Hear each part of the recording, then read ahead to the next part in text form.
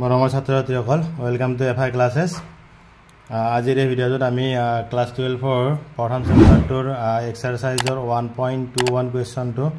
আলোচনা কৰিম সোৱা কি দি আছে 1.21 কোৱেশ্চনটো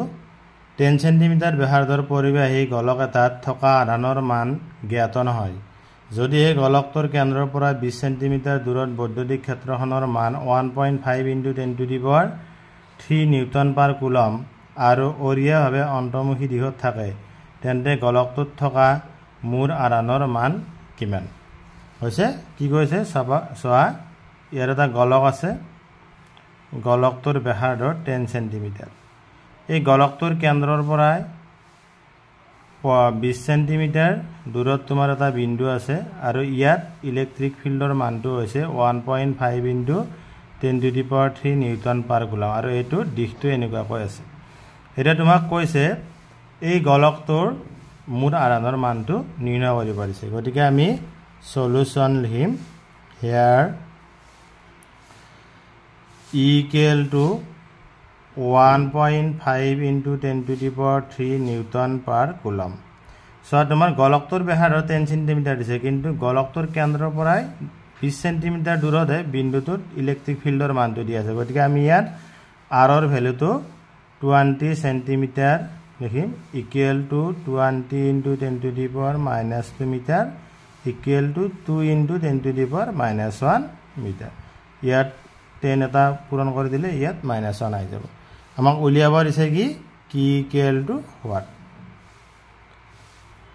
we know that আমাৰ সোৱা ই বৈদ্যুতিক ক্ষেত্ৰ ই r আৰু q এটো r কিন্তু ব্যাসাৰ্ধ বুজোৱা নাই দূৰত্ব বুজাইছে ইয়াৰ ৰিলেচন কি আছিল e ইকুৱেল 1/4πε0 q / r² হৈছে এতিয়া 1/4πε0 এইখিনিৰ ভ্যালু হৈছে তোমাৰ কি 9 × 10⁹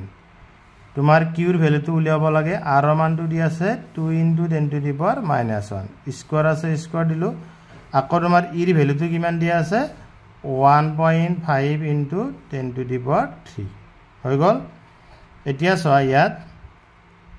1.5 × 10³ ইকুৱেল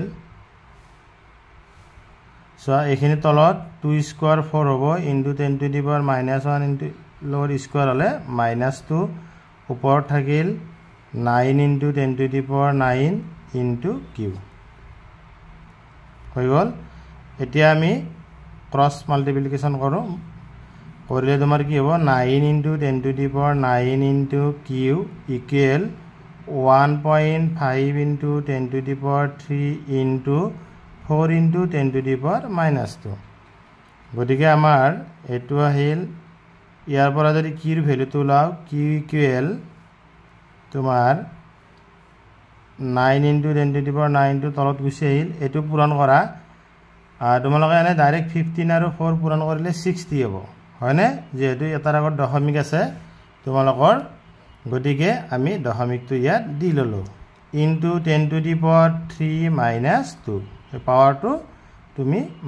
প্লাস কৰি দিব লাগিব যেহেতু -2 আছে গতিকে 3 - 2 হৈ যাব গতিকে তোমাৰ q ইকুৱেল টু কিমান হল তলত থাকিল 9 × 10⁹ ওপৰত 6 × 10⁻³ - 1 এতিয়া চাবা 3 ৰে 2 3 ৰে 3 হৈছে গতিকে আমাৰ q ইকুৱেল টু 2 × 10 20 / 3 × 10⁻, এটো তলত আছে ওপৰত লিখিলে -9 হৈ গল গতিকে আমাৰ q ইকুৱেল টু এটো ডিভাইড কৰিলে কি হ'ব তোমাৰ 6.67 × 10⁻⁹ কুলম নাইবা এটো আমি 6.67 এটো যেহেতু আমাৰ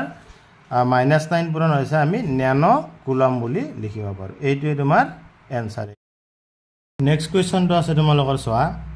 2.4 মিটাৰ ব্যাসৰ সুষমভাৱে আহিত পৰিবাহী গোলক এটাত থকা পৃষ্ঠীয় আধান ঘনত্ব হল 80.0 মাইক্ৰকুলম পাৰ মিটাৰ স্কয়াৰ এই নম্বৰটো দিয়া আছে গোলকটোত থকা আধানৰ মান নিৰ্ণয় কৰা বি নম্বৰ দিয়া আছে গোলকটোৰ পৃষ্ঠৰ পৰা ওলোৱা মুঠ বৈদ্যুতিক অভিবাহৰ মান কিমান হ'ব হৈছে আমি সলিউশন লিখিও সো এইবিলাক আমাৰ যিখিনি থিওৰি আছে ইয়াৰ লগত জড়িত আমি ইয়াৰ আগৰ ভিডিঅ'বিলাকত ধুনীয়াকৈ আলোচনা কৰিছো যেবিলাকে সেই আধানৰ ঘনত্ব কি বা তোমাৰ অভিবাহ বা ফ্লাক্স কি বস্তু এইখিনি বস্তু ভালদৰে বুজি আছে এইবিলাক মানে তৎক্ষণাত বুজি হ'ব গতিকে যে আগৰ ভিডিঅ'বোৰ চোৱা নাই মই ডেসক্ৰিপচনত লিংক দি দিছো সেই ভিডিঅ'টো চাই লোৱা এইবোৰৰ যেতিয়া কনসেপ্টবোৰ ক্লিয়াৰ হৈ যাব তেতিয়া এই গণিতবোৰ তোমালোকে অতি সহজে কৰিব পাৰিবা গতিকে চোৱা ইয়াত আমাৰ কি দিয়া আছে 2.4 মিটাৰ ব্যাস দিয়া আছে হেয়াৰ ব্যাস d equal to 2.4 মিটাৰ কিন্তু আমাক কি লাগে ব্যাসাৰ্ধ লাগিব দে এতেকে r equal to কিমান হ'ব 2.4 divided by 2 equal to 1.2 metre পৃষ্ঠীয় আধান ঘনত্ব আমি সিগমা আখৰৰে বুজাও হয়নে এটো দিয়া আছে 80.0 মাইক্ৰোকুলম পাৰ মিটাৰ স্কয়াৰ হয়নে সো এটো আমাৰ মাইক্ৰোকুলমৰ আছে গতিকে ইয়াক কুলম্বলৈ নিলে 10 to the power -6 হ'ব গতিকে আমাৰ এটো SI ইউনিটত কনভাৰ্ট কৰা 80 into 10 to the power -6 coulomb per metre square হৈ গল এতিয়া তোমাৰ এই নম্বৰৰ এনসাৰটো চোৱা এই নম্বৰ কি কোৱা আছে গোলকটোত থকা আধানৰ মান নিৰ্ণয় কৰা এতিয়া চোৱা পৃষ্ঠীয় ঘনত্বৰ সূত্ৰটো কি আছিল পৃষ্ঠীয় ঘনত্ব sigma equal to q divided by a এইটো হৈছে তোমাৰ কি যেটো গোলকৰ কথা কোৱা হৈছে সেই গোলকটোৰ পৃষ্ঠকালি আৰু ইয়াৰ আমি ব্যাসাৰ্ধটো r বুলি ধৰিছো আৰু এই r ৰ মানটো দিয়া আছে তোমাৰ 1.2 হৈ গল গতিকে আমি ইয়াত গোলকৰ ইয়াৰ পৰা আমি কি উলালে কি হ'ব q equal to sigma into a কি যদি উলা গতিকে তোমাৰ q equal to sigma a মানে হৈছে তোমাৰ কি গোলকৰ পৃষ্ঠকালি a ইকুয়াল টু তোমাৰ কি 4 পাই r স্কয়াৰ এটা ক্লাস 10 তে আমি পাইছো 4 পাই r স্কয়াৰ এটা ভ্যালু বিলাক পুট কৰি দিয়া সিগমাৰ ভ্যালুটো তোমাৰ কিমান আছে 80 into 10 to the power -6 into 4 into পাইৰ মানটো দশমিকত 3.14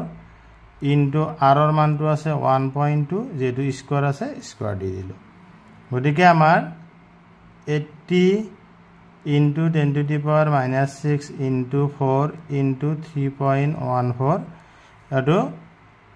12 স্কয়ার মানে 144 দুটাৰ আগত দশমিক হ'ব ইয়াত দশমিক হ'ব এতিয়া তুমি চোৱা ইয়াত যিখিনি তোমাৰ সংখ্যা আছে সেইখিনি পূৰণ কৰা 84 আৰু 3.14 আৰু 1.44 পূৰণ কৰা এইখিনি তুমি গটে পূৰণ কৰিলে তোমাৰ ভ্যালুটো কিমান আহে চোৱা 80 into 4 into 3.14 into 1.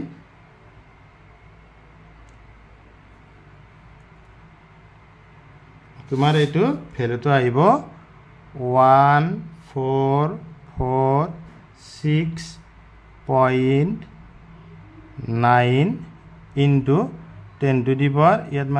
আছে এইটো এতিয়া সো আমি যদি এটো প্ৰমাণিক ৰূপত লিখো দশমিকটো 3 ঘৰ এটো সাইডত আনিলো 1.44 লিখিলো into 10 to the power 3 ঘৰ সাইডত আনিলো ইয়াত 3 কমি যাব -3 কুলম হ'ব এটো হৈছে তোমাৰ আধানৰ মান এতিয়া চোৱা বি নম্বৰ কোৱেশ্চনটো কি দিছে গোলকটোৰ পৃষ্ঠৰ পৰা ওলোৱা মুঠ বৈদ্যুতিক অভিবাহৰ মান কিমান হ'ব ফ্লাক্সৰ মান উলিয়াব দিছে এতিয়া এটো আমি কি সূত্ৰ প্ৰয়োগ কৰিম আমি সকলো জানো বি নম্বৰটো গাউছৰ সূত্ৰ ব্যৱহাৰ কৰিলে হ'ল গাউছৰ সূত্ৰ মতে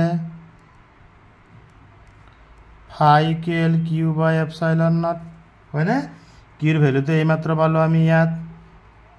1.44 into 10 to the power -3 epsilon naught value 8.854 into 10 to the power -12 গৰিয়ে তুমি 1.44 তুমি 8.854 ৰে ডিভাইড কৰা হৈ গল ডিভাইড কৰিলে তোমাৰ ইয়াত এনসাৰটো আহিব 0.162 into 10 to the power -3 -12 আছে ওপৰত গলে +12 হৈ গল গতিকে তোমাৰ এইটো আহিব 0.162 ইনটু 10 টু দি পাৱাৰ 9 আমি প্ৰমাণিক ৰূপত যদি লিখো দশমিকটো এইটো সাথে 1.62 লিখলে এক ঘৰ আনিলো গতিকে ইয়াত এক কমি যাব গতিকে ফ্লাক্সৰ ইউনিট নিউটন মিটাৰ স্কয়াৰ পাৰ কুলম এইটো এনসাৰ অতি সহজ অংক হয়নে গতিকে তোমালোকে ভালদৰে নোট কৰি লোৱা এইবিলাক কোৱেশ্চন তোমালোকৰ ফাইনাল এক্সামত আহে গতিকে ভালদৰে নোট কৰি লবা এইখিনি নেক্সট তোমাৰ 1.23 কোৱেশ্চনটো কি আছে চোৱা কি দিয়া আছে অসীমভাৱে বিস্তৃত ৰেখা আধান এটাই 2 সেন্টিমিটাৰ দূৰত্বৰ উৎপন্ন কৰা ক্ষেত্ৰখনৰ মান 9 * 10 to the power 4 newton per coulomb তেন্তে ইয়াৰ ৰৈখিক আধানৰ ঘনত্ব নিৰ্ণয় কৰা তাৰ মানে কি কৈছে যে এডাল সাপোজ পৰিবাহী তাৰ আছে হৈ গল এনেকৈ আধানবোৰ আছে হৈ গল এই তাৰডালৰ পৰা 2 সেন্টিমিটাৰ দূৰত্বত ইয়াত বৈদ্যুতিক ক্ষেত্ৰৰ মানটো কিমান 9 * 10 to the power 4 newton per coulomb তাৰডালৰ পৰা কিমান দূৰত্ব বুলি কৈছে 2 সেন্টিমিটাৰ এটা তোমাক কৈছে যে এই তাৰডালৰ ৰৈখিক আধানৰ ঘনত্বটো নিৰ্ণয় কৰিব লাগে চাবা সলিউশন হিয়াৰ আমাক এটো আমি r বুলি ধৰিলো ডিসটেন্সটো r টো কিমান দিয়া আছে 2 centimetre equal 2 * 10 to the power -2 metre SI ইউনিটত নিব লাগিব তাৰ পিছত ৰৈখিক আধান ঘনত্বটো ক্ষেত্ৰৰ মানটো দিয়া আছে equal to 9 * 10 to the power 4 newton per coulomb আমাক ৰৈখিক আধান ঘনত্ব ল্যামডা ইকুৱেল টু হোৱাট ল্যামডাটো উলাব আছে এতিয়া চোৱা আমাৰ যেতিয়া আমি গাউছৰ সূত্ৰৰ পোন পৰিবাহী তাৰ এডালৰ বাবে সৃষ্টি হোৱা বৈদ্যুতিক ক্ষেত্ৰৰ ভ্যালুটো উলাইছিলো সেই ভ্যালুটো কি আছিল সেই ফৰ্মুলাটো চোৱা we know that E equal to lambda divided by 2 pi epsilon naught r এইটো পাইছিলো নে আমি তোমালোকে যিসকলে মই বাৰে বাৰে কৈছো ভিডিঅ'বোৰ চোৱা না আগৰ তেওঁলোকে ডেসক্ৰিপচনত লিংক দিয়া আছে এইবোৰ কেনেকৈ হয় উলিয়াই দিয়া আছে গাউছৰ সূত্ৰ প্ৰয়োগ কৰি গতে চাই লবা এইবিলাক সহজতে বুজি পাবা আৰু পৰীক্ষাত কৰিব পাৰিবা এতিয়া চোৱা আমি ক্যালকুলেশনটো ইজি কৰাৰ কাৰণে আমি কি কৰিম আমি তলত চোৱা 2 পাই এপসাইলন নট আছে আমি ইয়াত 4 পাই এপসাইলন নট লিখিলো আৰু r টো আছে দি দিলো এটা আমি ইয়াত 2 বেছি লিখো নে সেই 2 টো ওপৰত পূৰণ কৰি দিলো 2 ল্যামডা লিখিলো এতিয়া চোৱা e ইকুৱেল আমি এখানে এনেকৈ লিখিব পাৰো 1/4 pi epsilon nought 2 lambda divided by r এইখিনি কৰাৰ কাৰণ কি বেলেগ একো নাই ক্যালকুলেশন খিনি ইজি কৰাৰ কাৰণে আমি এতিয়া এইখিনিৰ ভ্যালুটো 9 * 10 টু দি পাৱাৰ 9 বহাব পাৰিম ডাইৰেক্ট হয়নে নহলে তুমি ইয়াত পাইৰ মান বহাব লাগিল এপসাইলন নটৰ মান বহাব লাগিল হয়নে নহয় এতিয়া আমাক মানবিলাক লিখা ইৰ মান আছে 9 * 10 to the power 4 1/4 pi epsilon নটৰ ভ্যালু হল 9 * 10 টু দি পাৱাৰ 9 2 ল্যামডাটো উলিয়াব লাগিব r ৰ মানটো আছে তোমাৰ কি 2 * 10 টু দি পাৱাৰ -2 এতিয়া চা এইটো ক্যান্সেল গল 9 ক্যান্সেল গল হল না ইয়াত থাকিল 10 টু দি পাৱাৰ 4 ইকুৱেল তোমাৰ lambda into 10 to the power 9 এটো ওপৰত আছে তলত 10 টু দি পাৱাৰ -2 আছে গৰে কি হ'ব ওপৰত গলে +2 হৈ যাব তাৰ মানে তোমাৰ হল 10 to the power 4 equal to lambda into 10 to the power 11 এতিয়া চোৱা আমি ল্যামডা ইকুৱেল টু কি হ'ব 10 টু দি পাৱাৰ 4 এটো তলত আহি গল 10 টু দি পাৱাৰ 11 হয়নে গৰিত আমাৰ ল্যামডা ইকুৱেল টু কি হ'ব 10 to the power 4 11 lambda equal to কি হ'ব 10 টু দি পাৱাৰ -7 ৰৈখিক আধানৰ ঘনত্ব গতে কুলম পাৰ মিটাৰ হ'ব এইটোই তোমালোকৰ আনসাৰ হৈছে গতিকে এইখিনি আছিল নিউমেৰিকেল প্ৰবলেম প্ৰথম চেপ্টাৰটোৰ গতিকে তোমালোকে মই গতেখিনি কৰি দিলো গতিকে আগৰ ভিডিঅ' বিলাকত মই ইয়াৰ আগৰ গিটা দিছো আজি ইয়াত 1.21 1.22 আৰু 1.23 দিলো তোমালোকে নোট কৰি লোৱা ভিডিঅ'বোৰ যদি চাই ভাল লাগিছে চেনেলটো সাবস্ক্ৰাইব কৰিবা যিসকলে নতুনকৈ প্ৰথমবাৰৰ ভিডিঅ'টো চাই আছা চেনেলটো সাবস্ক্ৰাইব কৰিবা আৰু তোমালোকৰ স্কুল বা বন্ধু বান্ধৱীৰ গ্ৰুপলৈ শ্বেয়াৰ কৰি দিবা তেওঁলোকে এই প্ৰবলেমবোৰৰ সমাধান ইজিলি কৰিব পাৰিব আজিলৈ এৰিছো ধন্যবাদ